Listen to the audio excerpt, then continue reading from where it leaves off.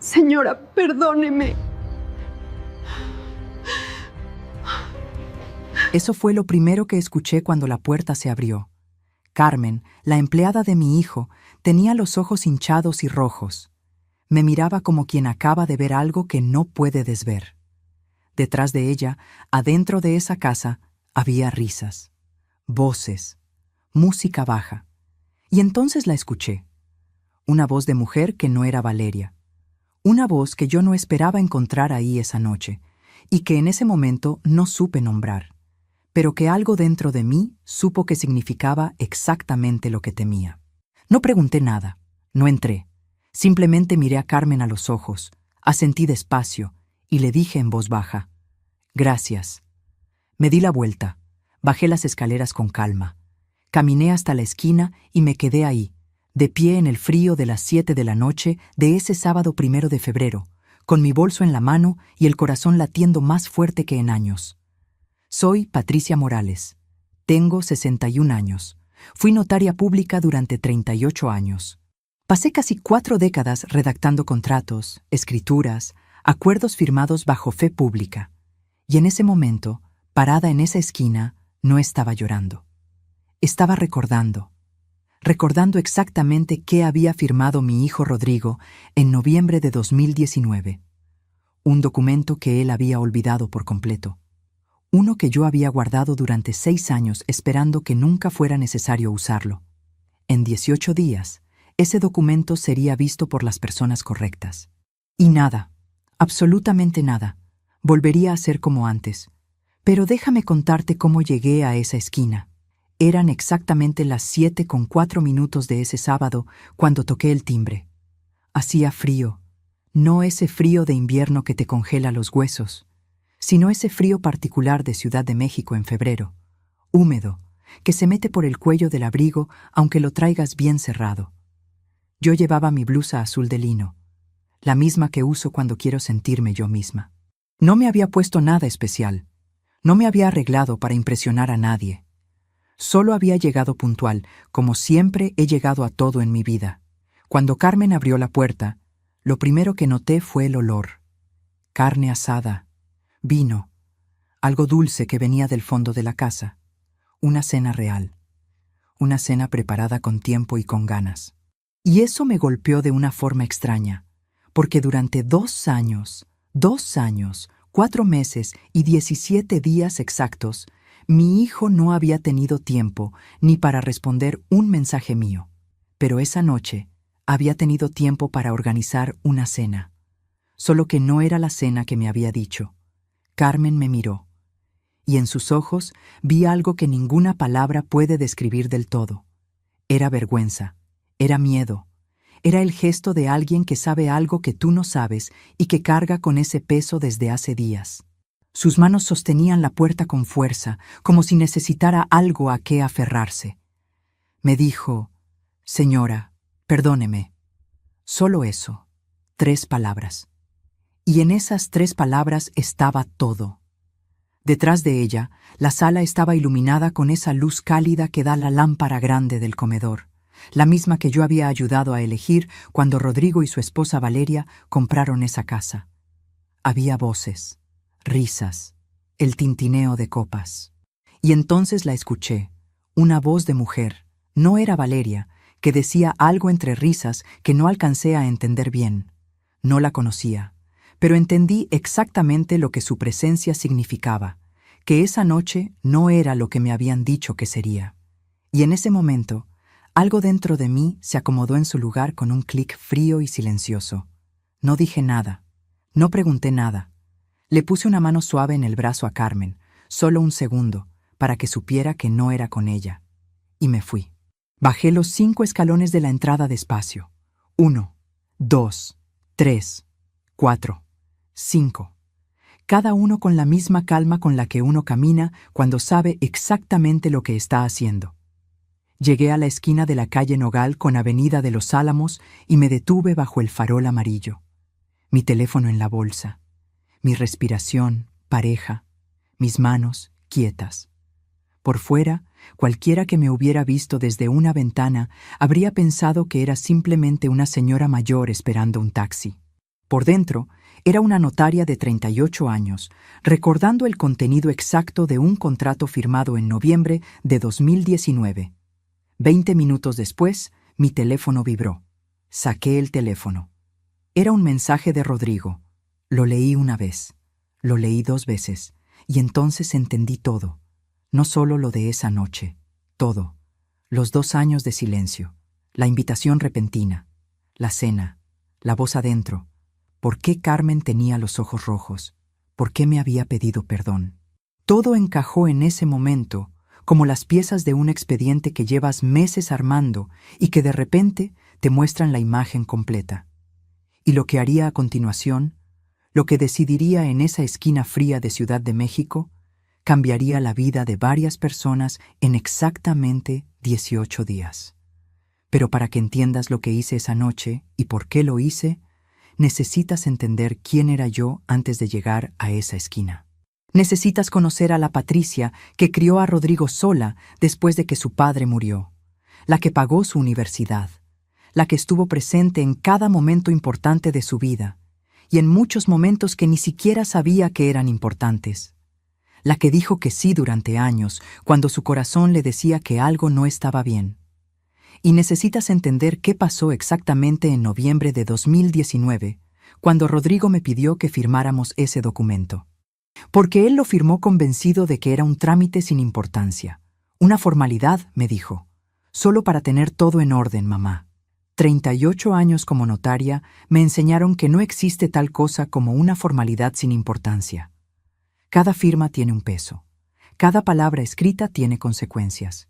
Y quien firma sin leer, tarde o temprano, vive las consecuencias de lo que no quiso leer.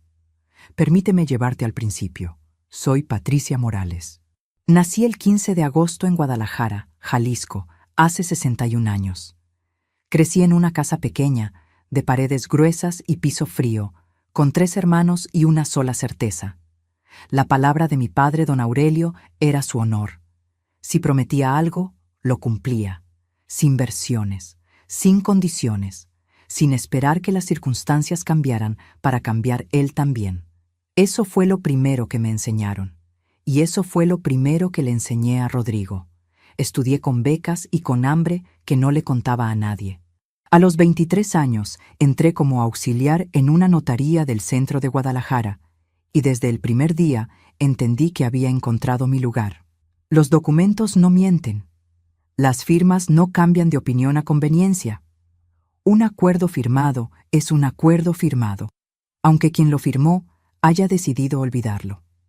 Me casé a los 27 con Ernesto, un buen hombre, callado, trabajador, del tipo que no dice mucho, pero cumple todo. Rodrigo nació el 16 de marzo, a las 3:42 de la madrugada, y cuando lo tuve en brazos por primera vez, pensé que lo protegería de todo. No imaginé que 32 años después necesitaría protegerme de él, pero no quiero adelantarme. Si esta historia ya te está tocando algo, te pido un favor. Revisa si ya estás suscrito al canal y deja tu like. Y cuéntame en los comentarios desde qué ciudad o país me estás escuchando hoy. Quiero saber hasta dónde están llegando mis palabras. De verdad quiero saberlo. Ahora sí. Permíteme contarte lo que pasó después. Rodrigo tenía 17 años cuando su padre murió, y yo tenía 46, una hipoteca, un trabajo de tiempo completo y un hijo que de repente dejó de hablar. No fue un silencio de días, fue un silencio de meses. Llegaba de la escuela, comía lo que yo dejaba tapado en la estufa y se encerraba en su cuarto hasta el día siguiente. Yo lo dejaba. Pensé que así procesaba el duelo. Pensé que era su manera, que con el tiempo volvería, que los hijos siempre vuelven. En eso también me equivoqué. Lo que sí recuerdo con claridad es una noche de diciembre de ese mismo año. Rodrigo tendría ya 18 años. Yo estaba en la mesa del comedor, revisando expedientes, con una taza de té que ya se había enfriado y la lámpara pequeña encendida porque no quería gastar luz innecesaria. Él bajó en pijama, se sirvió agua y antes de subir de regreso se detuvo en el pasillo y me dijo sin voltear a verme: «Mamá, quiero estudiar arquitectura». Yo levanté los ojos del expediente. Arquitectura, 5 años de carrera, materiales, maquetas, viajes de práctica, una carrera cara. No dije que no, no dije que no teníamos dinero. Le dije, entonces estudia arquitectura. Y al día siguiente empecé a revisar mis números con una hoja de papel y un lápiz, como mi padre me enseñó que se hacen las cosas serias, a mano, sin adornos, mirando la realidad de frente. Le di a Rodrigo sus 5 años de carrera. Le di cada quincena puntual sin que tuviera que pedirla. Le di los materiales, las impresiones, los libros que costaban lo que yo no gastaba en ropa para mí en todo un año. Le di mi tiempo los fines de semana cuando necesitaba ayuda con trámites universitarios. Le di mi silencio cuando llegaba tarde y yo prefería no preguntar para no alejarme de él. Le di todo lo que tenía y parte de lo que no tenía. Y él se graduó un viernes de junio, con honores, a las 11 de la mañana. Yo estaba en la segunda fila. Llevaba mi blusa azul de lino. Lloré sin que nadie me viera porque me puse los lentes oscuros, aunque estuviéramos adentro. No lloraba de tristeza. Lloraba de esa cosa tan difícil de explicar que siente una madre cuando ve que lo que hizo tuvo sentido. Ese día pensé que lo más difícil ya había pasado. ¿Sabes qué fue lo más difícil? Ni siquiera había empezado. 2 años después de graduarse, Rodrigo conoció a Valeria. Yo la conocí un domingo en mi casa, cuando él la trajo a comer sin avisarme con tiempo. Llegaron a la 1:15 de la tarde. Yo había hecho arroz y frijoles porque no esperaba visita. Valeria miró el departamento, miró la mesa y sonrió con esa sonrisa que no llega a los ojos. Me extendió la mano y dijo, «Mucho gusto, señora Patricia». Subrayó la palabra señora de una manera que en ese momento no supe descifrar.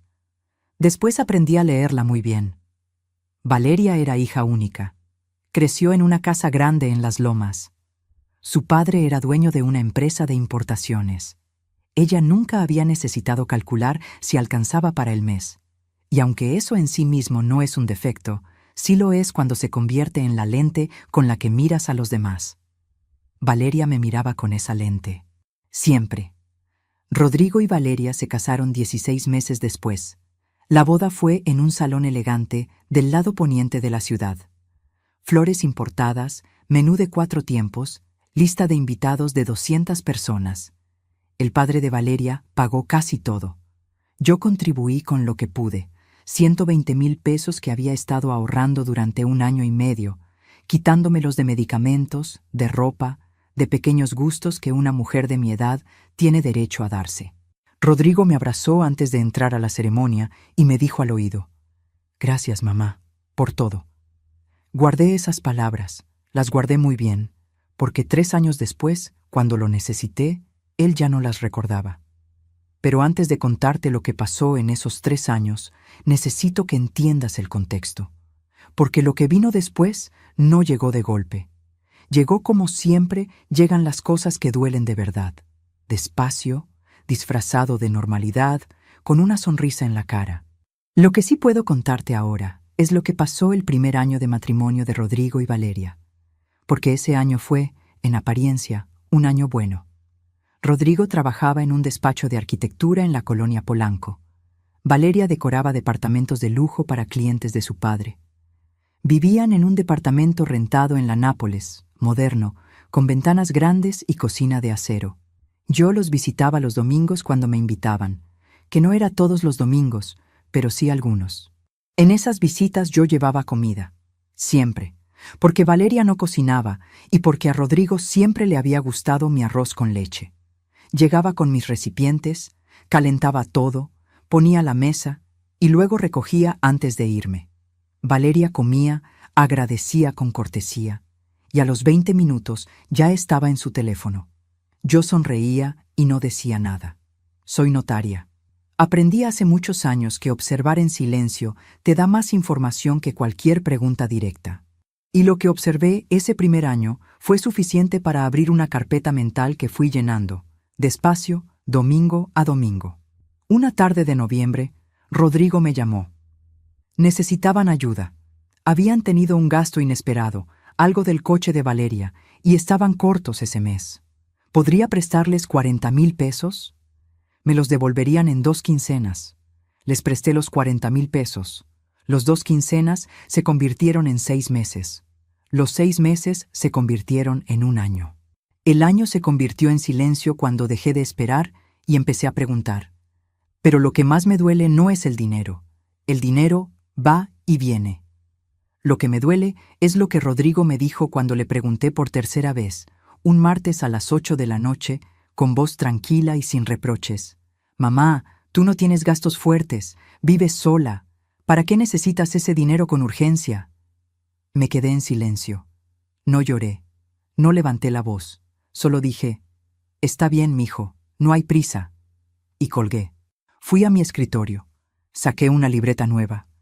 Y escribí la fecha. Martes, 14 de marzo. Y debajo escribí esa frase exacta, entre comillas, con la hora.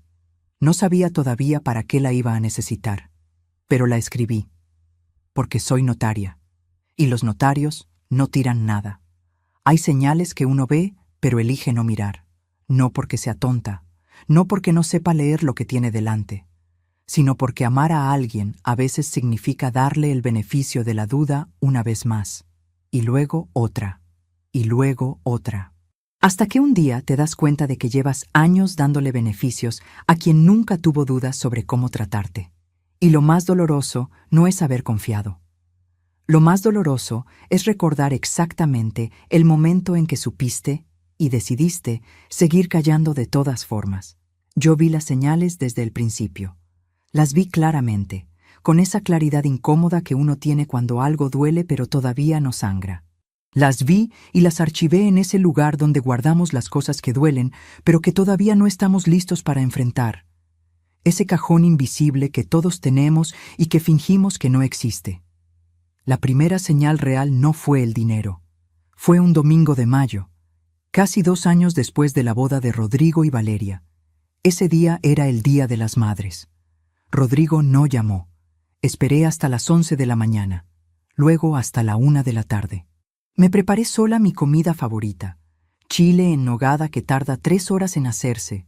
Puse la mesa para una persona, doblé la servilleta con cuidado como si eso importara, y comí frente a la ventana mirando la calle, mirando pasar a familias que sí estaban juntas ese día. A las 4:16 de la tarde sonó mi teléfono. Era Rodrigo. Mamá, perdón, se nos fue el día.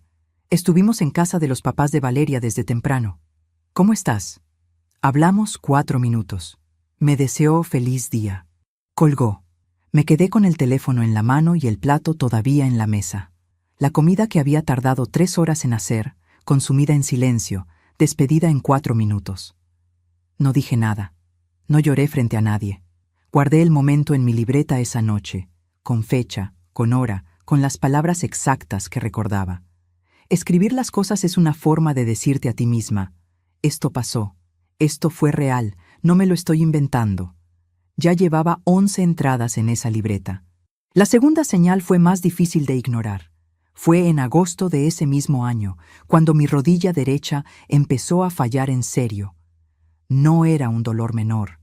Era ese tipo de dolor que te cambia la forma de caminar, que te hace calcular cada escalón, que te recuerda tu cuerpo en los peores momentos. El médico me dijo que necesitaba una infiltración y posiblemente cirugía menor. El procedimiento costaba 38,000 pesos. Mi seguro cubría la mitad. Necesitaba 19,000 pesos para completar. Llamé a Rodrigo un miércoles a las 10 de la mañana, no como quien pide un favor, como quien llama a su hijo porque es su hijo. Me escuchó en silencio, ese silencio que uno aprende a leer con los años. Luego dijo, «Mamá, ahorita estamos muy justos. Acabamos de cambiar los muebles de la sala. ¿No puedes esperar un par de meses?» Muebles de la sala. No pregunté cuánto habían costado los muebles. No hice falta. No dije nada más tampoco. Simplemente dije que sí, que entendía, que no te preocupes. 2 semanas después, Valeria subió una foto a su perfil donde se veía la sala nueva. Sofá modular gris, mesa de centro de mármol blanco, lámpara de diseño colgando del techo como una joya. En los comentarios, alguien preguntó cuánto había costado y Valeria respondió con un emoji sonriente. «Casi 200,000, pero valió cada peso». Yo pagué mi rodilla con mis ahorros de emergencia, los que había tardado 4 años en juntar, los que guardaba para algo realmente grave. Supongo que esto calificaba. Esa noche escribí en mi libreta, miércoles 17 de agosto, llamada, respuesta, y pegué una captura impresa de la foto de Valeria con la fecha visible. No por rencor, por memoria, porque uno necesita pruebas incluso cuando es uno mismo quien tiene que convencerse. Ya llevaba 13 entradas, y seguiría llenando esa libreta, entrada por entrada, con cada cosa que ocurrió en los meses que siguieron. Cada promesa no cumplida. Cada silencio donde debía haber habido una palabra. Cada día en que llegué a esa casa y me fui sin que nadie me viera de verdad. Faltaban 16 meses para que Rodrigo me dejara de hablar. Pero en ese momento yo todavía no lo sabía. Todavía creía que lo que estaba viviendo era una racha difícil, que los hijos a veces se alejan y luego regresan, que Valeria con el tiempo me vería diferente, que si yo seguía siendo paciente, siendo discreta, siendo la madre que no exige ni reprocha, que no incomoda ni reclama, todo se acomodaría solo. El tiempo lo arregla todo, ¿verdad? Eso nos dicen, eso creemos. Qué equivocada estaba. Y aquí es donde tengo que ser honesta contigo, porque esta es la parte de la historia que más me cuesta contar. No porque me avergüence de lo que hice, sino porque me avergüenza haberlo permitido tanto tiempo. Y porque sé que mientras te lo cuento, hay personas escuchando esto que se están viendo a sí mismas en estas palabras. En octubre de ese año, Rodrigo me llamó con una propuesta. Necesitaban una persona de confianza que los ayudara en casa 3 días a la semana. Carmen, su empleada, solo iba 2 veces. Valeria estaba tomando un curso de diseño de interiores los martes y jueves. ¿Podría yo ir los lunes, miércoles y viernes a ayudar con la casa y con Bruno, su perro labrador que necesitaba salidas y cuidados? Me lo pidió como un favor entre familia, con esa naturalidad con la que se le piden favores a alguien de quien se está seguro que no va a decir que no. Como algo temporal. Temporal. Esa palabra que en boca de ciertas personas dura exactamente lo que les conviene, lo que necesitan, lo que les funciona. Y ni un día más. Empecé a ir los lunes, miércoles y viernes desde el 3 de noviembre. Me levantaba a las 6 de la mañana, tomaba el metro con transbordo, llegaba a las 8. Limpiaba, ordenaba, sacaba a Bruno, lo peinaba cuando hacía frío, dejaba comida preparada. Me iba a las 2 de la tarde. Nunca me ofrecieron pago. Nunca lo pedí. Era mi hijo. Era mi familia. Y uno no le cobra a su familia, ¿verdad? Eso es lo que nos enseñaron. Solo faltaban 14 meses para el documento. Pero yo todavía no sabía que existiría un documento. Los miércoles, cuando Rodrigo llegaba a comer, a veces se quedaba un rato conmigo en la cocina. Eran los mejores momentos, los que me hacían pensar que todo valía la pena. Me contaba del trabajo, de proyectos nuevos, de clientes difíciles, de sus planes.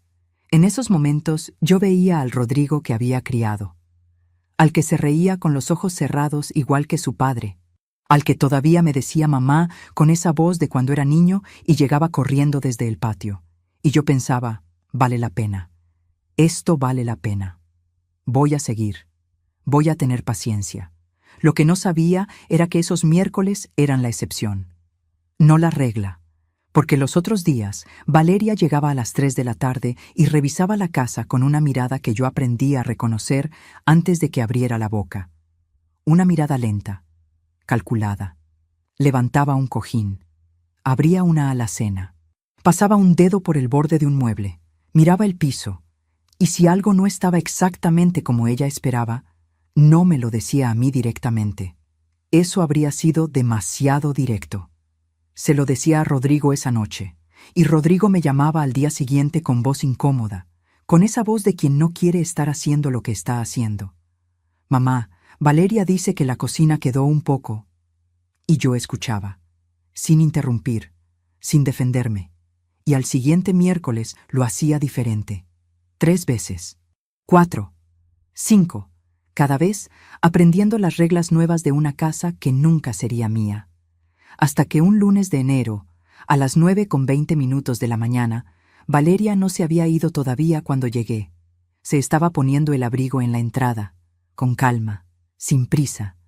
Me miró de arriba abajo, esa mirada completa que no deja nada sin evaluar, y dijo con una sonrisa perfectamente educada, perfectamente fría: Patricia, hoy por favor no muevas las cosas del estudio. Rodrigo tiene un sistema, y cuando lo cambias, él tarda en encontrar todo. Primera vez que me llamó por mi nombre. Sin el señora, sin el suegra. Patricia, como si fuera la empleada nueva recibiendo instrucciones el primer día. Patricia, como quien traza una línea y quiere que la otra persona sepa exactamente de qué lado está. No respondí de inmediato. La miré a los ojos exactamente 3 segundos. No 2, no 4, 3. Luego sonreí y dije: Claro, Valeria, no te preocupes. Mi voz era completamente tranquila. Tan tranquila que ella parpadeó un momento, como si esperara otra respuesta. Como si esperara que yo me justificara, o que me disculpara, o que bajara la mirada. No hice ninguna de las 3 cosas. Cuando cerró la puerta, me quedé sola en la entrada. El olor a su perfume caro todavía flotaba en el aire como una advertencia. Afuera, los pájaros. Adentro, el silencio. Y yo en el medio, de pie, completamente quieta. Fui a mi bolso. Saqué mi libreta. Escribí: lunes, 9 de enero, 9:20 de la mañana. Y anoté sus palabras exactas, sin cambiar una coma, porque las palabras exactas son las que importan, las que no se pueden reinterpretar después. Ya llevaba 22 entradas, y acababa de tomar una decisión que todavía no sabía cómo describir con palabras. Solo sabía que algo había cambiado en mí ese lunes. Algo pequeño, pero permanente. Irreversible. Como cuando una grieta aparece en una pared y todavía no se ve desde afuera, pero tú ya sabes que está ahí. Y sabes que el agua, con el tiempo, siempre encuentra su camino. ¿Tú también has confiado demasiado en alguien que no lo merecía?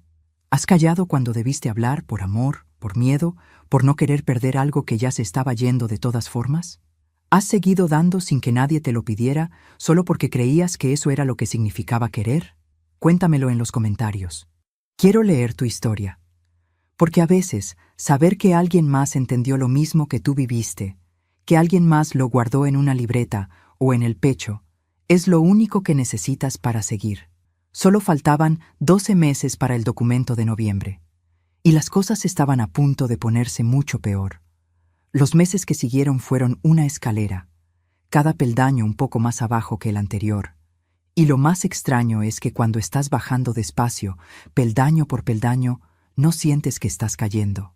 Sientes que estás adaptándote, que estás siendo razonable, que estás siendo la persona madura de la situación, la que no hace escenas, la que comprende, la que aguanta, hasta que un día miras hacia arriba y ya no puedes ver desde dónde empezaste.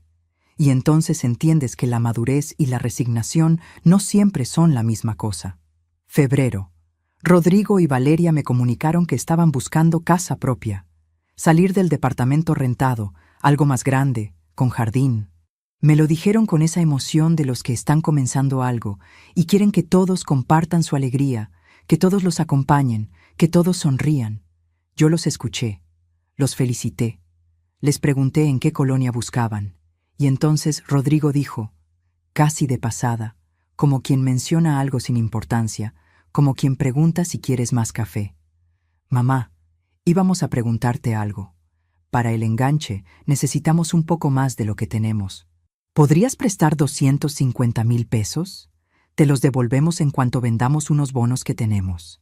250,000 pesos. Me tomó un segundo procesar el número. No porque no lo tuviera. Tenía exactamente 280,000 pesos ahorrados. Eran mis ahorros de retiro. Los que había juntado durante 20 años de trabajo, quitándome cosas, calculando cada quincena, diciéndome que no a viajes, a ropa, a caprichos pequeños, pensando en la Patricia de 70 años que algún día iba a necesitar ese dinero para vivir con dignidad. Les presté los 250,000 pesos, porque era mi hijo, porque tenía su palabra, porque en ese momento todavía creía que la palabra de Rodrigo valía lo mismo que la de su abuelo don Aurelio, que nunca en su vida firmó algo que no pensara cumplir. Firmamos un documento ese mismo día, en noviembre de 2019, cuando la búsqueda de casa se formalizó. Yo lo redacté. Rodrigo lo firmó sin leerlo completo. Era el mismo documento que él había olvidado y que yo guardé durante años. Eso debió haberme dicho algo. Un hombre que firma sin leer es un hombre que no planea cumplir, o un hombre que no cree que las consecuencias apliquen para él, que las reglas son para otros. 38 años de notaría, y no quise ver lo que tenía enfrente. Los bonos nunca se vendieron, o eso me dijeron. La devolución se fue posponiendo. 3 meses, 6 meses, 1 año. Y cada vez que preguntaba, Rodrigo tenía una explicación nueva, una circunstancia diferente, una promesa ligeramente ajustada, un horizonte que se movía cada vez que yo me acercaba. Nunca una negativa directa. Siempre una puerta entreabierta que nunca terminaba de abrirse. Eso es más agotador que un no. Un no al menos te da tierra firme donde pararte. Pero eso tampoco era lo peor. Lo peor fue un sábado de septiembre, 11 meses después del préstamo. Rodrigo me llamó para invitarme a comer.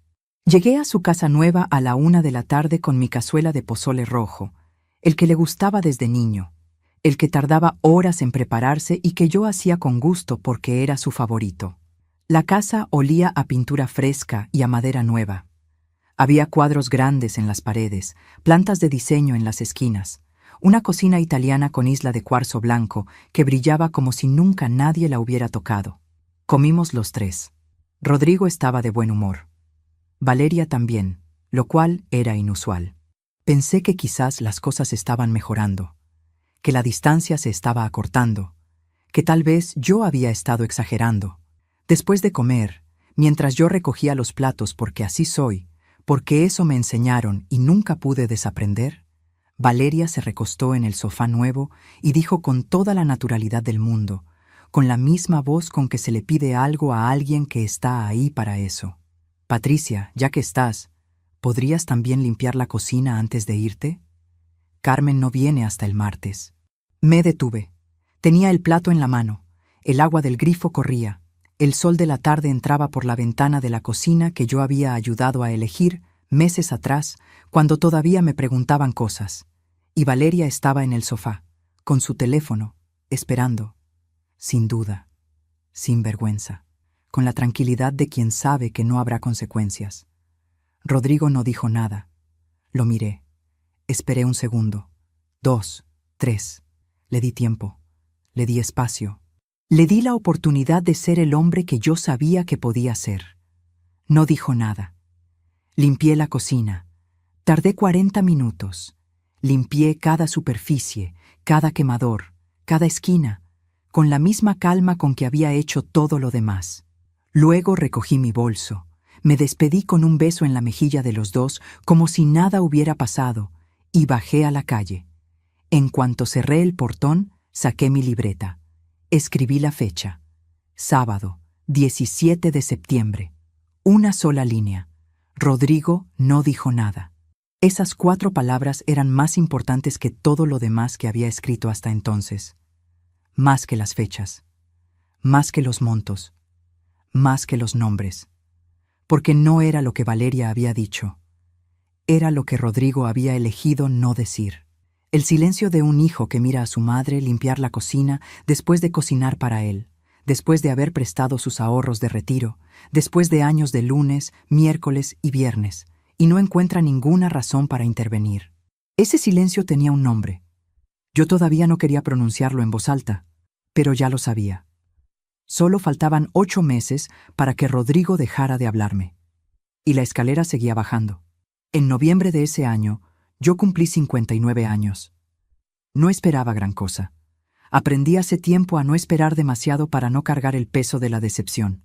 Pero sí esperaba una llamada, un mensaje, algo que dijera, eres mi madre y hoy es tu día. Rodrigo me mandó un mensaje a las 11:53 de la noche. Decía, feliz cumple mamá, mañana te llamamos con calma. El mañana nunca llegó, ni ese mañana ni el siguiente. 3 días después de mi cumpleaños, vi en las redes sociales de Valeria una serie de fotos. Eran de un viaje de fin de semana a Valle de Bravo. Rodrigo y Valeria en un hotel boutique frente al lago, cenas con velas, paseos en lancha. Una foto de los dos brindando con copas de vino al atardecer, con esa sonrisa de la gente que cree que la vida les está dando exactamente lo que merecen.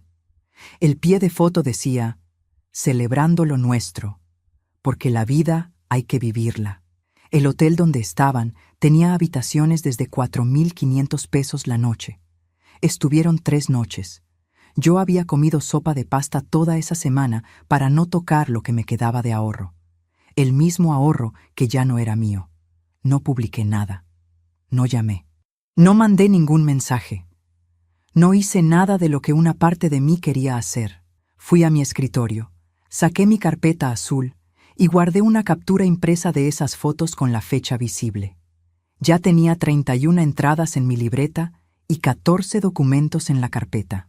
Un archivo construido con paciencia, con fechas, con palabras exactas, con capturas de pantalla impresas en papel, como siempre había hecho en la notaría, con los expedientes que algún día tendrían que hablar por sí solos. No sabía todavía exactamente qué haría con todo eso, pero seguía guardando, porque soy notaria. Y los notarios saben que el momento de usar las pruebas no lo decides tú, lo decide la situación. Tú solo tienes que estar listo cuando llegue, y la situación estaba a punto de decidirlo por mí. Fue en enero, 2 meses después de mi cumpleaños ignorado, cuando ocurrió lo que yo llamo el momento del portón. El momento donde terminó una etapa y comenzó otra. El momento en que algo que venía fracturándose desde hacía años finalmente se partió del todo.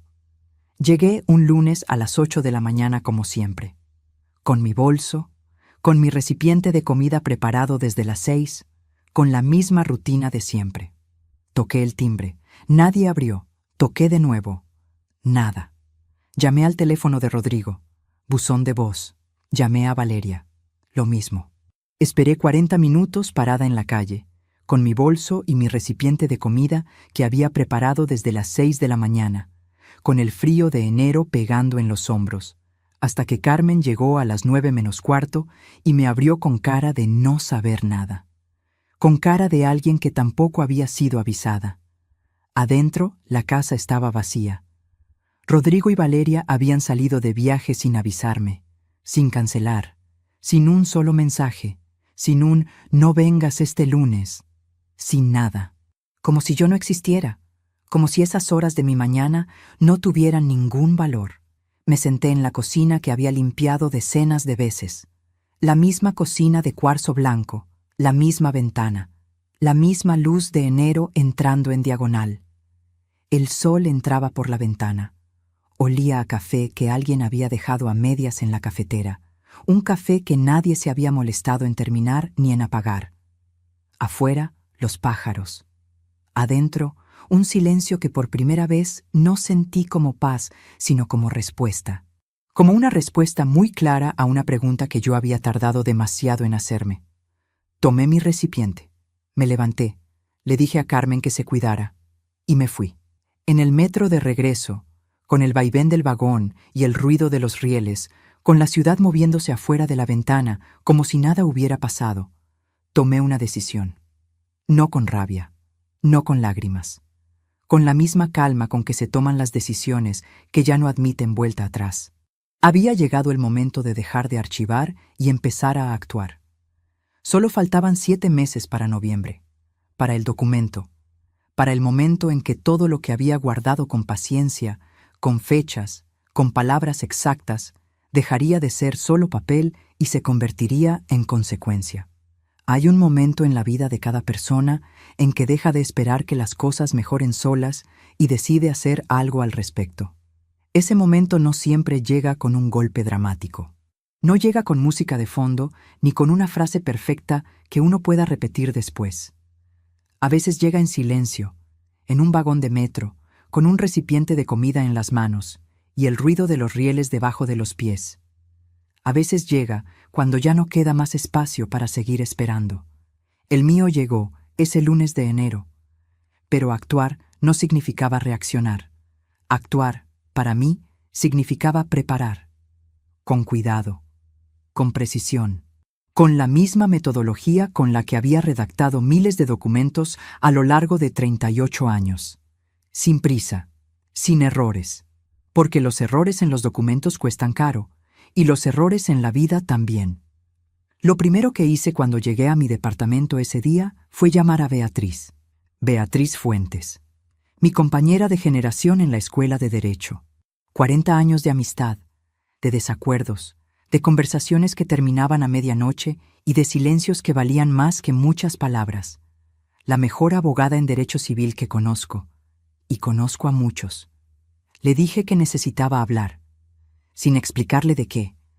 Beatriz es de las personas que no necesitan que les expliques el tono de tu voz para saber que algo cambió.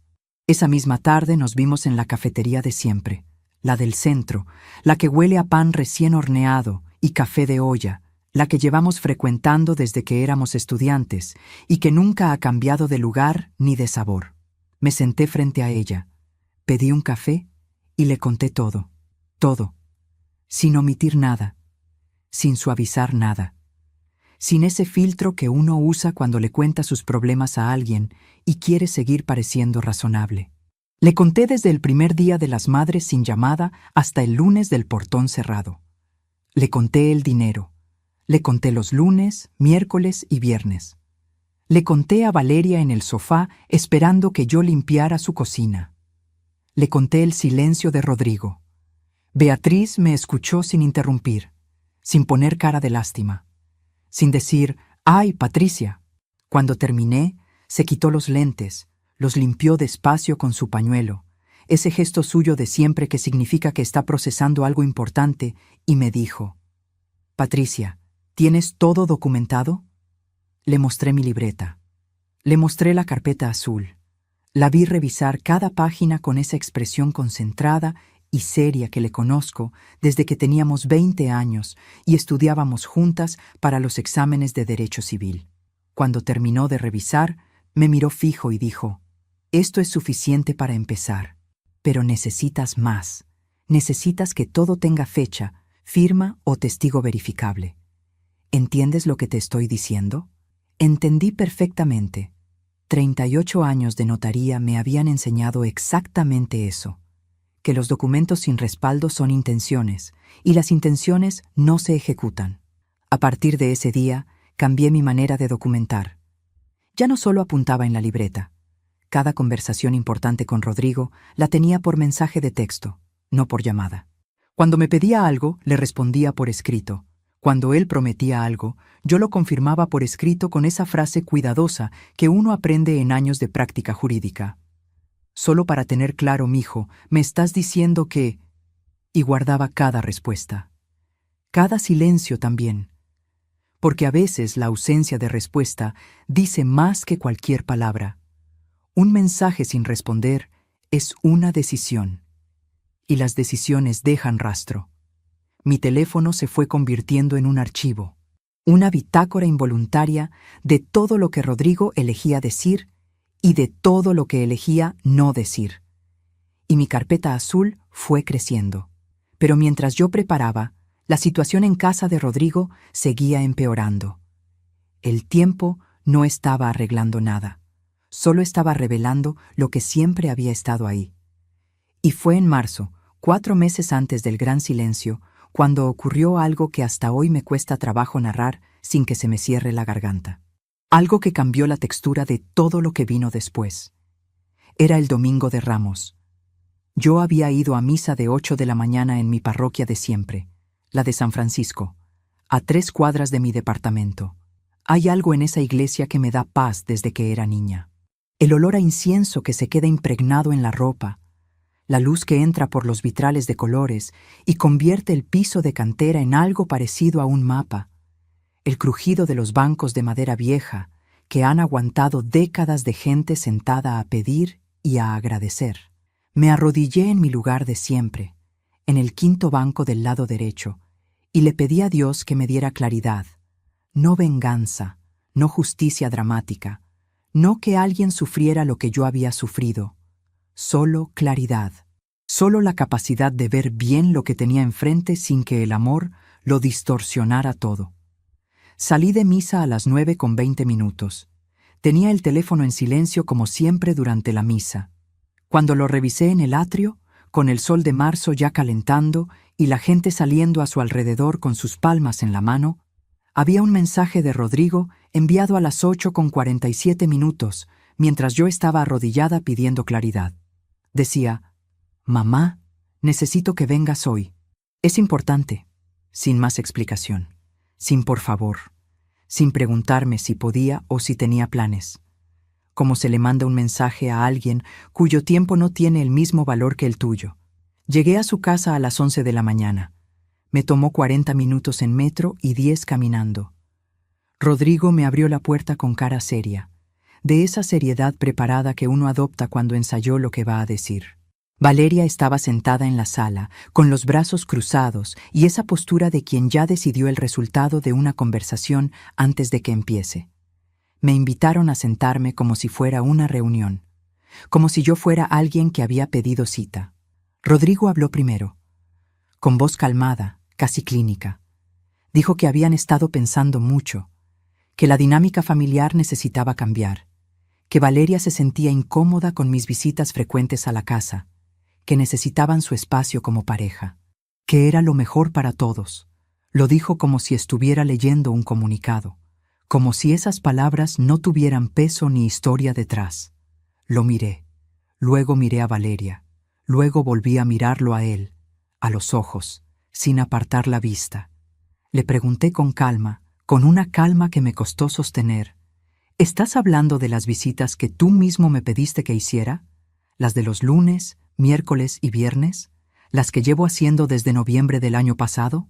Rodrigo no respondió de inmediato. Abrió la boca y la cerró. Valeria respondió por él, con esa eficiencia de quien lleva tiempo siendo la voz de la pareja en los momentos difíciles. Patricia, lo importante no es el pasado. Lo importante es lo que necesitamos ahora. Lo importante no es el pasado. ¿Cuántas injusticias se han cometido con esa frase? Respiré. Una vez, despacio, contando internamente como me enseñó mi madre cuando era niña y me enojaba con facilidad. 1, 2, 3. Deja que el aire entre. Deja que salga. Decide quién quieres ser en este momento. No grité. No lloré. No saqué mi libreta ahí mismo, aunque las ganas existían, con una fuerza que casi tenía textura. Solo dije: entiendo. Me levanté, tomé mi bolso con la misma calma con que lo había dejado, y antes de llegar a la puerta, me volteé y dije: Rodrigo, cuando necesites algo, ya sabes dónde estoy. Lo dije mirándolo a los ojos, solo a él, sin incluir a Valeria en esa frase. Porque esa frase era para él, para que supiera que yo seguía siendo su madre, que eso no cambiaba, que no cambiaría aunque él decidiera que sí. Él bajó la mirada. Eso me dijo todo lo que necesitaba saber. Cerré la puerta con cuidado, sin portazo, con la suavidad deliberada de quien sabe que el control es la única forma de dignidad que le queda en ese momento. Bajé los escalones. Llegué a la calle. Caminé 2 cuadras sin saber exactamente a dónde iba, dejando que las piernas decidieran. Entré a una papelería. Compré un folder nuevo, color rojo, firme y grueso, del tipo que uno compra cuando sabe que lo que va a guardar adentro importa, y lo guardé en mi bolso. Solo hasta que llegué a mi departamento. Solo hasta que cerré mi puerta con llave y el ruido de la calle quedó afuera. Me permití sentarme en el suelo de la cocina, con la espalda contra la alacena y las rodillas dobladas, y llorar. Lloré como no lo había hecho desde el entierro de Ernesto. Lloré sin contenerme, sin contar minutos todavía, sin pensar en qué venía después. Lloré por el Rodrigo que había criado, por el que se reía con los ojos cerrados igual que su padre, por el que ahora bajaba la mirada cuando su esposa me hablaba, como si yo no tuviera nombre. Lloré por los años, por el dinero que no volvería, por los domingos con el pozole, por las mañanas en el metro con el recipiente de comida y el frío en los hombros, y la ilusión de que todo valía la pena. Pero solo lloré 10 minutos. Me lo permití exactamente 10 minutos. Porque el duelo es necesario, pero el duelo sin límite se convierte en parálisis. Y yo no podía darme el lujo de paralizarme. Después me levanté, me lavé la cara con agua fría, me preparé un té de manzanilla y me senté en mi escritorio con la taza entre las manos. Abrí el folder rojo y empecé a organizar todo desde el principio, con método, con paciencia. La libreta, la carpeta azul, los mensajes guardados, los recibos, las capturas impresas con fecha visible, todo en orden cronológico, con notas al margen escritas con mi letra de notaria, pequeña y precisa, la letra que uso cuando el documento tiene que durar. Fue en ese momento, revisando los documentos uno por uno, con la calma que da el té y la determinación, cuando encontré algo que había guardado 3 años antes sin darle demasiada importancia en ese entonces. Algo que Rodrigo había firmado en noviembre de 2019, cuando le presté los 250,000 pesos. Algo que yo había redactado con cuidado, con toda la cuidado de mis 38 años de práctica, porque soy notaria y no redacto documentos a medias, aunque sea para mi propio hijo. Especialmente cuando es para mi propio hijo. Lo leí completo por primera vez en años. Despacio, línea por línea. Como si fuera la primera vez que lo veía, como si lo hubiera redactado otra persona y yo fuera a darle un dictamen técnico. Y cuando llegué a la cláusula cuarta, me detuve. La leí 2 veces, 3, 4, y entendí que lo que tenía en las manos no era solo un pagaré, no era solo una promesa de devolución con fecha y monto, era algo con un alcance legal mucho más amplio. Algo redactado con precisión quirúrgica por una mujer que llevaba casi 4 décadas sabiendo exactamente qué palabras poner en qué lugar para que un documento tenga dientes. Algo que Rodrigo había firmado sin leer, convencido de que era una formalidad, convencido de que su madre nunca lo usaría en su contra, porque las madres no hacen esas cosas, porque las madres perdonan, porque las madres esperan. Tenía razón en una cosa: las madres perdonan, pero también aprenden. Desde aquí te cuento todo. Escríbeme en los comentarios el nombre de tu ciudad. Quiero imaginar desde dónde me estás leyendo mientras te cuento lo que dice esa cláusula cuarta. Quiero saber si estás en un cuarto pequeño o en una sala grande, si es de noche o de mañana, si estás sola o acompañada. Porque lo que viene ahora cambia todo lo que creías entender sobre esta historia. Y me gusta pensar que lo lees con el mismo silencio con que yo lo leí ese domingo de marzo, con el té enfriándose en la taza y el folder rojo abierto sobre el escritorio. Solo faltaban 5 meses, y yo acababa de encontrar el instrumento más preciso de mi carpeta roja. La cláusula cuarta decía lo siguiente: en caso de incumplimiento del plazo acordado para la devolución del préstamo, y ante la ausencia de un acuerdo de prórroga firmado por ambas partes, el deudor reconoce que el monto adeudado generará un interés mensual del 2% sobre el saldo insoluto, acumulable desde la fecha original de vencimiento. Adicionalmente, el deudor autoriza expresamente que la acreedora pueda hacer valer este documento ante cualquier instancia legal o notarial como título ejecutivo, sin necesidad de juicio previo. Título ejecutivo. 2 palabras que en derecho civil tienen un peso enorme. No son palabras decorativas. No son lenguaje técnico vacío. Un título ejecutivo no requiere que un juez determine si la deuda existe. Ya está reconocida. Ya está firmada. Ya está admitida por quien la contrajo. Lo único que se necesita es presentarlo ante un juez ejecutor y solicitar el embargo de bienes, sin juicio previo, sin meses de proceso, sin que el deudor pueda simplemente negar que firmó. Rodrigo había firmado eso, con su nombre completo, con su firma, con su huella. En noviembre de 2019, convencido de que era una formalidad entre madre e hijo, convencido de que ese papel nunca saldría del cajón donde su madre guardaba los documentos que nunca usaría en su contra. Llevaban 4 años sin devolverme un solo peso, ni uno. Me quedé sentada frente a ese documento durante un tiempo que no supe calcular. No lo guardé de inmediato. No lo analicé todavía con ojos de notaria. Me quedé simplemente sentada con él en las manos, leyéndolo una vez más, dejando que el peso de cada palabra ocupara su lugar. El té de manzanilla se enfrió. La luz cálida de la tarde fue cambiando lentamente a la luz gris y quieta de la noche. Y yo seguía ahí, con el papel entre los dedos, sintiendo algo que no era alegría, ni rabia, ni triunfo. Era esa sensación extraña y silenciosa, casi desconcertante, de quien lleva años buscando una llave y de repente la encuentra en su propio bolsillo, donde siempre estuvo. Pero déjame ser clara en algo, porque esto es importante y no quiero que se malentienda. En ese momento no decidí usar el documento para hacerle daño a Rodrigo. Decidí usarlo si era necesario. Hay una diferencia enorme entre las dos cosas. Una diferencia que solo entiende quien ha amado a alguien lo suficiente como para no querer lastimarlo, aunque tenga todas las razones del mundo para hacerlo. Una madre no busca destruir a su hijo, busca que su hijo la vea, que entienda, que recuerde quién es ella y quién es él, y lo que existe entre los dos, ese hilo invisible que ninguna firma, ningún silencio y ninguna nuera pueden cancelar del todo. Lo que yo quería, en el fondo, era que Rodrigo me llamara, que dijera, «Mamá, me equivoqué», que recordara el domingo de Ramos y sintiera vergüenza de haber bajado la mirada mientras otra persona le hablaba a su madre como si fuera la empleada nueva. Eso era lo que quería, solo eso.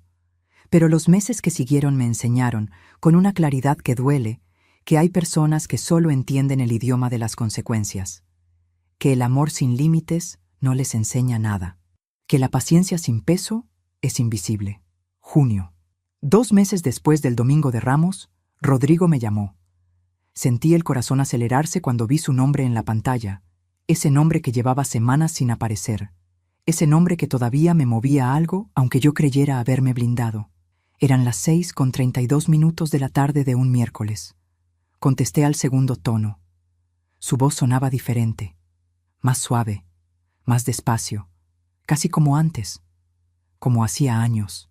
Dijo que había estado pensando, que las cosas habían ido demasiado lejos, que me extrañaba, que quería que nos viéramos a tomar un café, los dos solos, para hablar con calma. Sin Valeria, solo él y yo, como cuando era niño y teníamos nuestras conversaciones de domingo. Cerré los ojos un momento, solo un momento. Mi niño. Ahí estaba, ahí, debajo de todo lo que se había convertido, debajo de los silencios y las excusas y la mirada bajada. Todavía estaba el niño que bajaba en pijama a las 11 de la noche a pedirme agua y se quedaba parado en el pasillo preguntándome si siempre iba a estar. Siempre iba a estar, le decía yo. Siempre. Le dije que sí, que con gusto, que el jueves siguiente sí quería. El jueves llegué al café a las 4 de la tarde. Pedí un americano. Me senté en una mesa junto a la ventana y esperé, mirando la calle, mirando pasar a la gente que no sabía que en esa mesa una madre estaba a punto de ver a su hijo después de semanas de silencio. A las 4:20 llegó Rodrigo.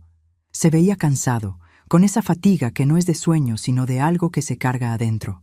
Me dio un abrazo real, de los que aprietan y no sueltan de inmediato, de los que dicen lo que la boca todavía no sabe cómo decir. Me senté frente a él y lo miré bien por primera vez en meses. Hablamos 2 horas. Me pidió perdón, con palabras concretas, no con generalidades cómodas. Me dijo que se había dejado llevar, que Valeria y él habían tenido problemas serios y que él había descargado en mí lo que no sabía cómo resolver en su matrimonio, que había sido injusto, que no había justificación posible, que lo sentía de verdad. Yo lo escuché todo, sin interrumpir, sin reproches, sin sacar la libreta ni la carpeta azul, con esa calma que confunde a la gente porque no saben si es fortaleza o indiferencia. Es las 2 cosas al mismo tiempo. Es haber llorado ya lo suficiente como para que las lágrimas no interrumpan lo que necesita ser escuchado. Cuando terminó de hablar, le tomé la mano sobre la mesa, esa mano que yo había sostenido tantas veces y le dije, Te quiero, Rodrigo. Eso no cambia. Nunca ha cambiado. Pero necesito que sepas que lo que pasó me lastimó de verdad. No un poco, de verdad. Y que si vamos a reconstruir esto, necesita ser diferente. Tiene que ser diferente. Él asintió, despacio. Sus ojos estaban húmedos y él no hacía nada por ocultarlo.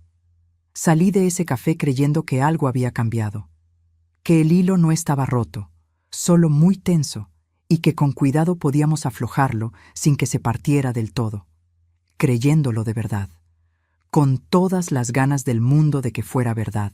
¿Sabes cuánto tardó en cambiar de nuevo? 43 días. 43 días después de ese café, 43 días de mensajes esporádicos y promesas de llamadas que no llegaban y planes de vernos que siempre se posponían por algo, Rodrigo me llamó un lunes a las 7:15 de la noche. Su voz ya no sonaba suave, sonaba tensa, apurada, con ese tono de quien llama porque no le queda otra opción y necesita que el favor ocurra antes de que la situación empeore. Dijo que necesitaban un favor urgente, que Valeria estaba organizando una cena importante con clientes del padre de ella, que Carmen estaba enferma, que necesitaban a alguien de confianza que ayudara a servir la mesa esa noche. ¿Podría ir? Me detuve. Conté hasta 5 en silencio. 1, 2, 3, 4, 5. Servir la mesa, no ayudar con la cocina, no acompañar como familia. Servir la mesa en una cena de negocios de Valeria, frente a los clientes del padre de ella, frente a personas que no me conocían, como si yo fuera parte del servicio contratado para la noche, como si las 2 horas de ese jueves, en el café, nunca hubieran existido. Le respondí con una voz tan calmada que hasta yo misma me sorprendí de lo quieta que sonaba. Rodrigo, esa noche no puedo. Cuídense. Y colgué. Sin explicación adicional, sin portazo, sin drama, solo eso. Me senté en mi silla de madera, la misma silla donde había organizado carpetas y escrito notas y tomado decisiones durante meses. El departamento estaba en silencio. Afuera se escuchaba el tráfico constante de la avenida, ese ruido de ciudad que uno aprende a no escuchar hasta que de repente es lo único que hay. El olor a comida de algún vecino se colaba por las rendijas de la puerta. Y yo estaba ahí, completamente quieta, con el teléfono boca abajo en la mesa, sintiendo cómo 43 días de esperanza se asentaban en el fondo como el polvo después de una sacudida. No escribí nada en la libreta esa noche. Algunas cosas no necesitan ser escritas, porque ya están grabadas en un lugar que no se borra. En ese lugar donde guardamos las certezas que no queremos, pero que ya no podemos devolver. 3 semanas después, Rodrigo dejó de contestar mis mensajes. Primero tardaba días en responder, luego no contestaba. Luego sus respuestas eran monosílabos, un sí, un ok, un luego hablamos, que nunca derivaba en nada. Luego, nada. El silencio completo, sin aviso, sin explicación, sin la cortesía mínima de un cierre. El silencio total empezó un martes de agosto, a las 11:40 de la noche, cuando le mandé un mensaje preguntando si estaba bien, un mensaje corto y simple, el tipo de mensaje que uno manda cuando ya no espera conversación, sino solo saber que la otra persona sigue ahí. El mensaje se quedó con un solo tilde gris durante días, luego semanas, luego dejé de mirarlo, 2 años, 4 meses, 17 días de silencio total. Durante ese tiempo no me quedé inmóvil, no me quedé esperando que el teléfono sonara, no me quedé mirando su perfil en redes sociales a ver si subía algo. Trabajé, me organicé, fui a ver a Beatriz 3 veces más. Revisamos el documento juntas, línea por línea, con café frío y libros de jurisprudencia sobre la mesa. Estudiamos las opciones disponibles, los tiempos, los procedimientos, los efectos de cada acción posible. Beatriz me explicó exactamente qué podía hacer, cuándo podía hacerlo y cuál sería el efecto legal de cada decisión. Sin dramatismo, con la precisión de quien ha pasado 40 años entendiendo cómo funciona la ley cuando el amor no alcanza. Guardé todo en el folder rojo. Compré una segunda copia del documento original y la deposité en un sobre lacrado en mi notaría de confianza, con instrucciones precisas escritas de mi puño y letras sobre cuándo y cómo debía ser abierto. Llamé a 2 personas más. Personas que sabían cosas sobre lo que había ocurrido en esa casa. Personas que habían visto cosas con sus propios ojos en momentos en que yo no estaba. Personas que, si alguna vez fuera necesario, podrían confirmar por escrito lo que habían presenciado, con fecha, con firma, con la fuerza legal de un testimonio formal. No los voy a nombrar todavía. Ya llegaremos a ellos, cada cosa a su tiempo. Lo que sí te digo es que para el mes de enero de este año, cuando recibí el mensaje de Rodrigo invitándome a cenar ese sábado, yo no era la misma Patricia que había limpiado su cocina sin que nadie se lo pidiera. No era la misma que había esperado 40 minutos parada en la calle con un recipiente de comida y el frío de enero en los hombros. No era la misma que había llorado sola en el suelo de su cocina un domingo de Ramos con la espalda contra la alacena. Era la misma mujer, con la misma voz, con las mismas manos, con el mismo amor que nunca desapareció, aunque a veces yo quisiera que lo hubiera hecho, porque sería más fácil. Pero con todo ordenado, con todo listo, con todo firmado, fechado, copiado y en su lugar exacto, con el folder rojo, la carpeta azul, la libreta y los testigos, con 38 años de práctica detrás de cada decisión que había tomado en silencio. Y cuando leí su mensaje, «Mamá, ven a cenar el sábado. Ya es tiempo de que hablemos», no sentí alivio. No sentí la calidez de una reconciliación que se acerca. Sentí algo mucho más complejo que eso, algo difícil de nombrar con una sola palabra. Sentí la quietud de quien lleva meses preparándose para un momento y de repente ve que ese momento está llegando. La quietud del corredor antes del disparo de salida. No nervios, no miedo, preparación. Respondí, estaré ahí a las 7. Y empecé a contar los días. Faltaban 18. Y esa noche, mientras guardaba el teléfono y apagaba la luz del escritorio, todavía no sabía que lo que me esperaba ese sábado sería diferente a cualquier escenario que hubiera imaginado. Que todo lo que había construido en silencio durante años comenzaría a tener consecuencias reales. Consecuencias que Rodrigo no imaginaba. Consecuencias que Valeria no imaginaba.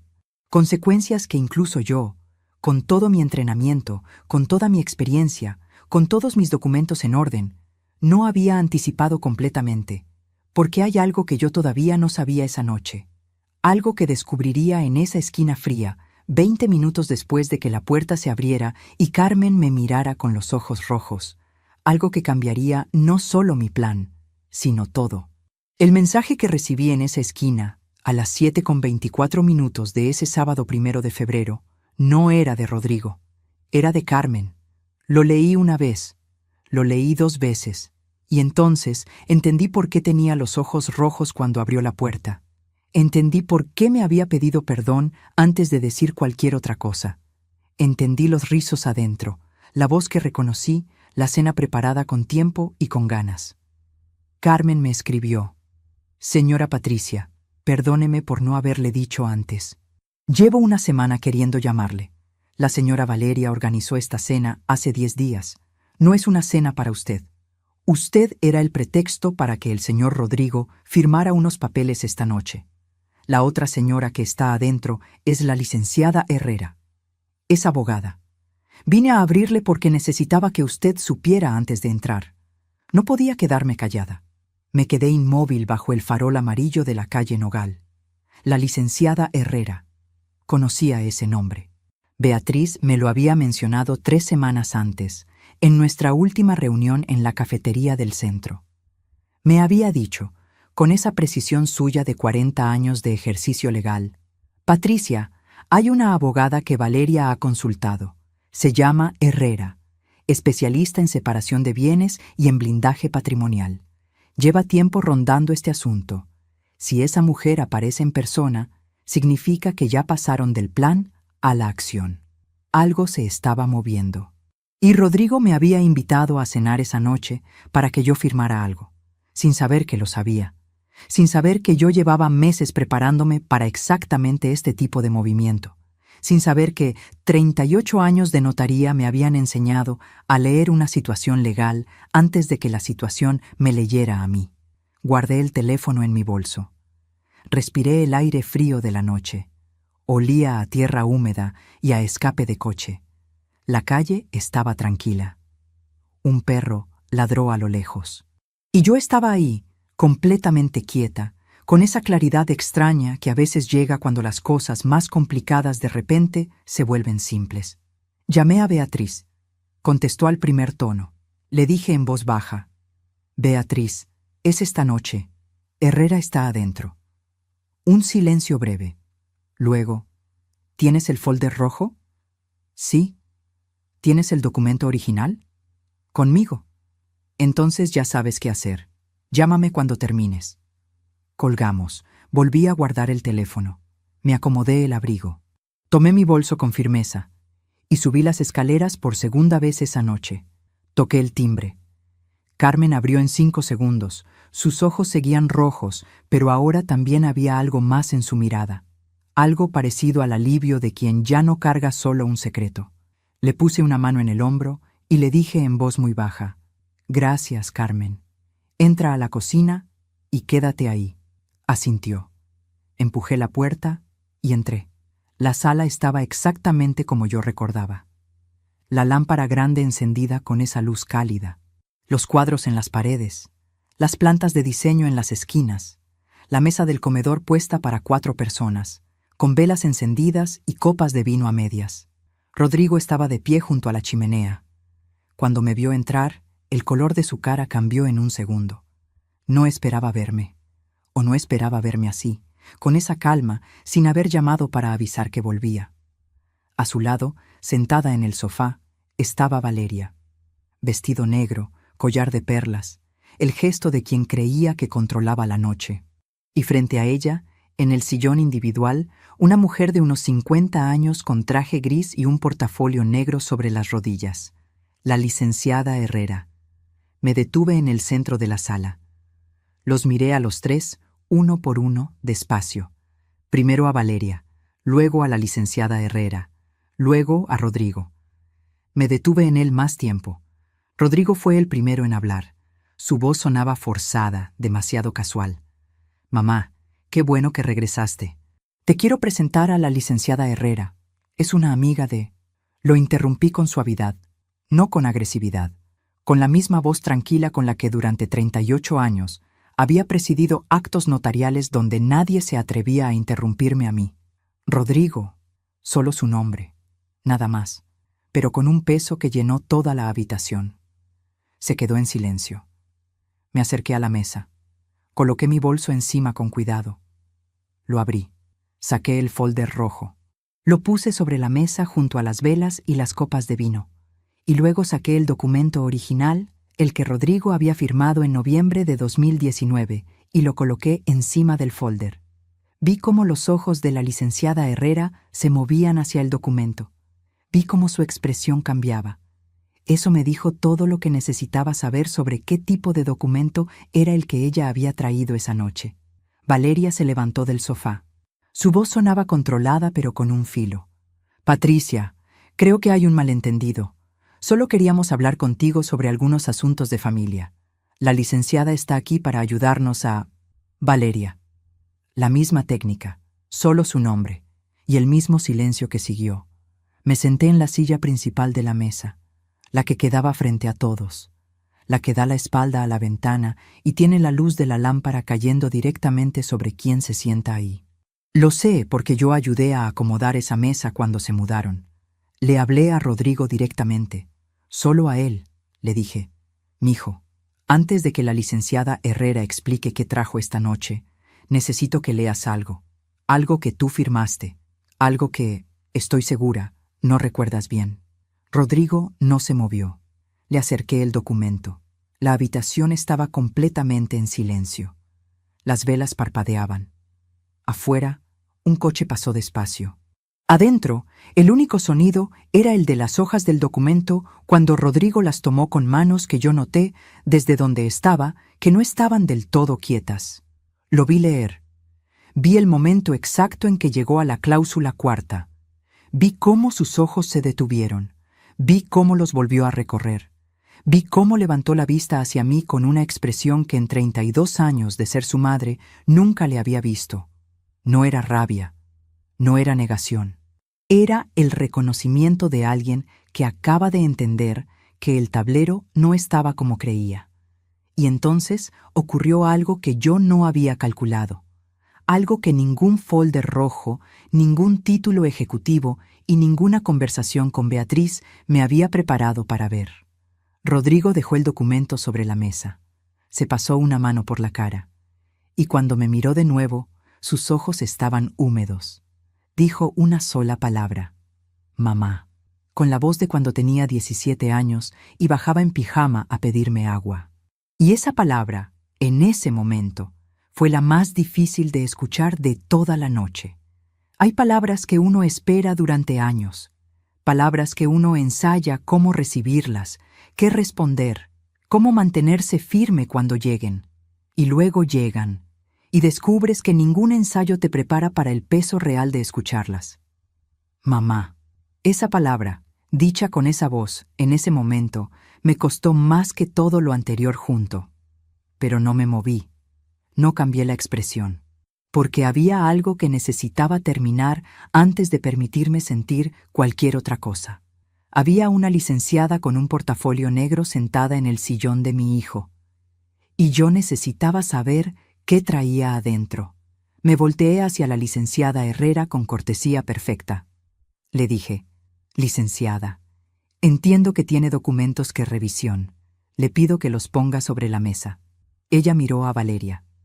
Valeria no dijo nada. Herrera abrió el portafolio y sacó un folder delgado. Lo puso sobre la mesa con cuidado, como quien deposita algo frágil. Lo tomé. Lo abrí.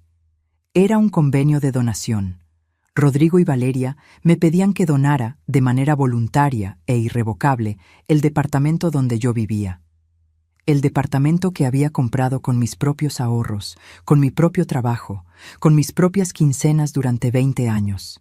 El pretexto era una cláusula de unificación patrimonial familiar, que la licenciada había redactado con suficiente lenguaje legal para confundir a alguien que no supiera leerlo, alguien que no fuera notaria.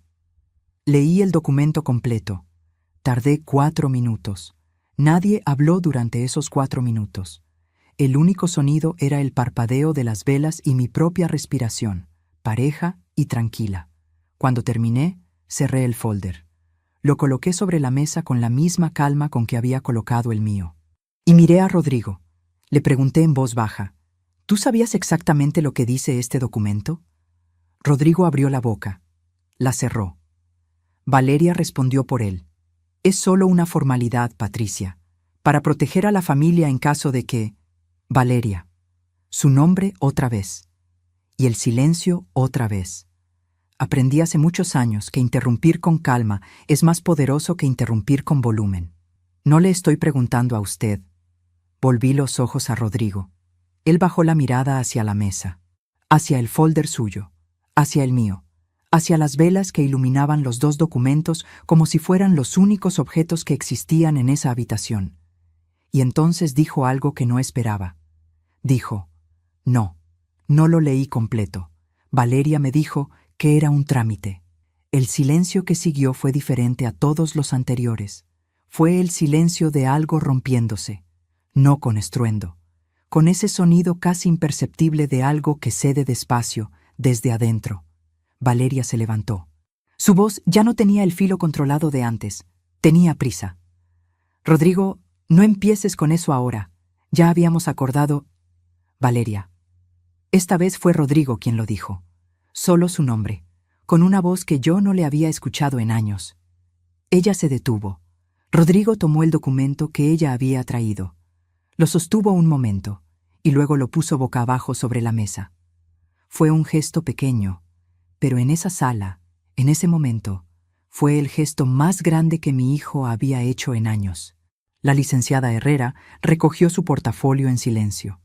Se levantó, nos miró a los tres y dijo con la neutralidad profesional de quien ha visto estas escenas muchas veces: «Creo que es mejor que continúen esta conversación en privado». Se despidió con una inclinación breve y se fue. Carmen la acompañó a la puerta sin que nadie se lo pidiera. Y nos quedamos los tres: Rodrigo, Valeria, yo. Valeria intentó hablar de nuevo. Sus palabras salían rápidas, justificándose, reencuadrando, buscando recuperar el control de una situación que ya se le había ido de las manos. Dijo que todo había sido por el bien de la familia, que yo tenía el departamento solo para mí, que ellos necesitaban estabilidad, que una madre de verdad entiende las necesidades de sus hijos. Una madre de verdad. Escuché esas 3 palabras y sentí algo moverse en mi pecho, algo que llevaba años quieto. Me levanté de la silla despacio, caminé hacia el centro de la sala y le hablé a Valeria mirándola directamente a los ojos, con la misma voz tranquila de siempre, pero con cada palabra colocada con precisión quirúrgica. Le dije: «Valeria, le di a su esposo 5 años de carrera universitaria cuando su padre había muerto y no había nadie más. Le presté 250,000 pesos para el enganche de esta casa donde usted vive. Limpié esta cocina decenas de veces sin que nadie me lo pidiera. Llegué en metro con comida los domingos. Esperé 40 minutos parada en la calle con un recipiente en las manos porque olvidaron avisarme que se habían ido. Cuidé de este hogar como si fuera mío porque para mí lo era, porque adentro estaba mi hijo. Todo eso lo hice porque soy su madre, no porque esperara un pago, no porque esperara un reconocimiento, sino porque así me enseñaron a querer». Hice una pausa. Pero una madre de verdad también sabe cuándo decir basta. Valeria no respondió. Me volví hacia Rodrigo. Rodrigo tenía los ojos húmedos desde hacía varios minutos, pero no había llorado. Me recordó a sí mismo cuando era adolescente, después de la muerte de su padre, cuando aprendió que los hombres de su generación no sabían cómo llorar delante de nadie. Le hablé solo a él, con una voz completamente diferente, más suave, más vieja si eso tiene sentido, la voz que uno usa cuando habla con alguien a quien quiere de verdad y por eso le dice la verdad. Le dije: «Mijo, no vine esta noche a destruirte, vine porque me invitaste, y me quedo porque eres mi hijo y porque todavía creo que en algún lugar dentro de ti está el hombre que tu padre y yo quisimos que fueras». Rodrigo levantó los ojos. Le dije: «Pero necesito que entiendas algo. Este documento que tú firmaste en 2019 tiene validez legal completa. 4 años de intereses acumulados al 2% mensual sobre 250,000 pesos representan una cantidad considerable. Beatriz Fuentes, que es mi abogada y que lleva 40 años ejerciendo, ya sabe todo, ya revisó todo, ya tiene todo listo si yo decido proceder». Pausa. No he decidido proceder. Pausa. Todavía. El silencio en esa habitación era tan denso que se podía sentir en la piel. Las velas seguían parpadeando. El vino en las copas nadie lo había tocado en mucho tiempo. Luego dije algo que no había planeado decir, que salió solo, desde un lugar más profundo que cualquier carpeta roja o título ejecutivo. Le dije: «Rodrigo, yo no quiero tu departamento, no quiero tu dinero, no quiero verte arrepentido por miedo a las consecuencias legales. Solo quiero una cosa. Quiero que cuando alguien en tu presencia me trate como si no tuviera nombre, tú digas algo. Solo eso. Después de todo, soy tu madre. Y eso, ni Valeria, ni ninguna licenciada, ni ningún convenio de donación puede cambiarlo». Rodrigo se quedó callado durante lo que me pareció un tiempo muy largo. Luego se levantó de su silla, caminó hacia mí y me abrazó. No dijo nada, solo me abrazó, con los brazos apretados como cuando era niño y tenía miedo, y yo era lo único que necesitaba para que el miedo se fuera. Y yo lo dejé. Lo abracé de vuelta, porque soy su madre, porque eso no se negocia, ni se dona, ni se anula con ningún documento. Detrás de nosotros, escuché a Valeria salir de la sala hacia el pasillo. Sus pasos rápidos, la puerta de algún cuarto cerrándose. Carmen asomó la cabeza desde la cocina con ojos todavía rojos, pero con algo diferente en ellos. Le hice un gesto pequeño con la cabeza. Ella desapareció de nuevo. Me separé de Rodrigo con cuidado. Lo tomé de las manos un momento. Lo miré bien, le dije. Hay cosas que tenemos que hablar, muchas cosas, pero no esta noche. Esta noche solo quiero que sepas que el documento sigue en mi folder y que lo que pase con él depende de ti, no de mí. Él asintió. Despacio. Recogí mi bolso, guardé el folder rojo, guardé el documento original, tomé el folder de Valeria de la mesa y se lo entregué a Rodrigo. Le dije, esto también es tuyo, léelo completo esta vez, todo, hasta la última cláusula. Y antes de que te cuente si alguna vez eso ocurrió, antes de que te diga qué pasó con Rodrigo y Valeria en los días que siguieron, necesito preguntarte algo, porque llegamos a un momento de esta historia donde yo tomé una decisión que no sé si todo el mundo habría tomado igual. Tuve en mis manos la posibilidad de iniciar un proceso legal que habría tenido consecuencias enormes para Rodrigo. Tenía todas las pruebas, tenía a Beatriz lista. Tenía el título ejecutivo firmado y fechado, y elegí no usarlo. Al menos no esa noche. ¿Tú qué habrías hecho en mi lugar? ¿Habrías usado el documento?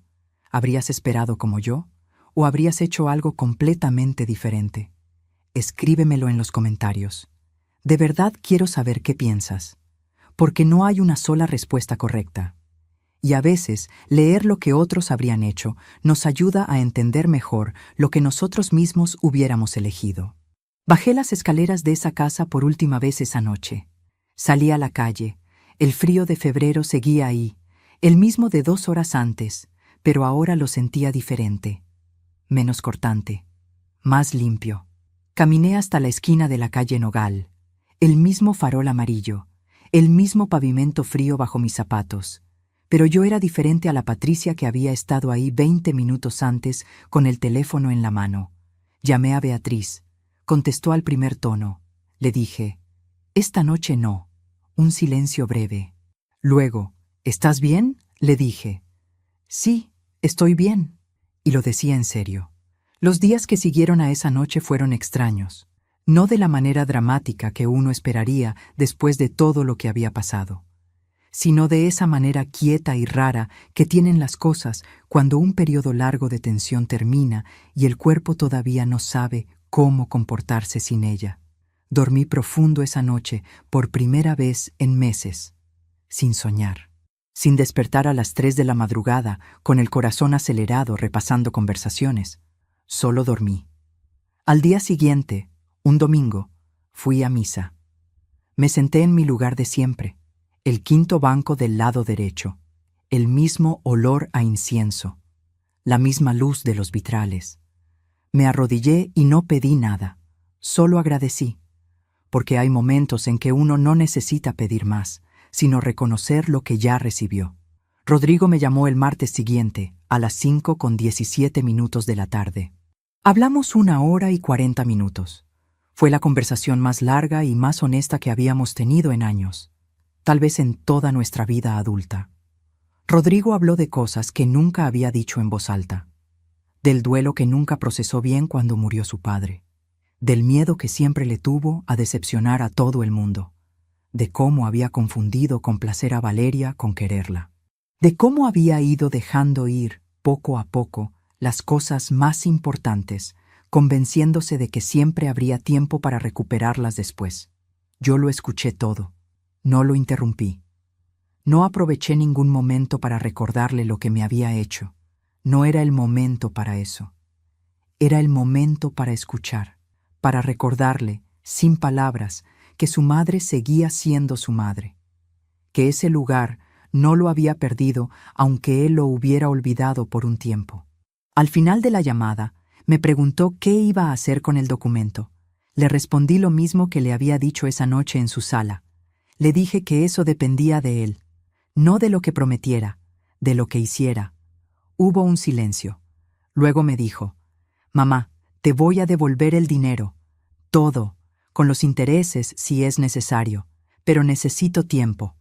Le dije, Yo tengo tiempo, mijo. Lo que no tengo son años para desperdiciar. Colgamos. Y eso fue todo por ese día. Lo que pasó con Valeria lo supe después. No por Rodrigo, sino por Carmen, que me llamó 3 semanas más tarde. Valeria había salido de la casa 4 días después de esa noche. No de manera dramática. Sin gritos, sin escenas. Simplemente había empacado lo suyo y se había ido a casa de sus padres. Rodrigo no me dio detalles y yo no los pedí. Eso era entre ellos. Era su matrimonio, su vida, su decisión. Lo que sí supe es que la licenciada Herrera nunca volvió. Y el convenio de donación nunca se firmó. Hoy han pasado 3 meses desde esa noche. Rodrigo y yo nos vemos los domingos. No todos los domingos, no todavía, pero sí algunos. A veces vengo yo a su casa. A veces él viene a la mía. La primera vez que vino a mi departamento, se quedó parado en la entrada un momento mirando todo, como si lo viera por primera vez. Luego me miró y dijo, «Huele igual que siempre». No sé exactamente a qué se refería, pero sé lo que quiso decir. El dinero todavía no me lo ha devuelto completo. Me ha dado 3 pagos parciales, puntuales, el primero de cada mes, sin que yo tenga que recordárselo. Eso me dice más que cualquier promesa. El documento sigue en mi folder rojo. No lo he guardado ni lo he destruido. Está ahí, en su lugar, como debe estar, porque aprendí algo en todo esto que no esperaba aprender. Aprendí que el poder no está en usar lo que tienes.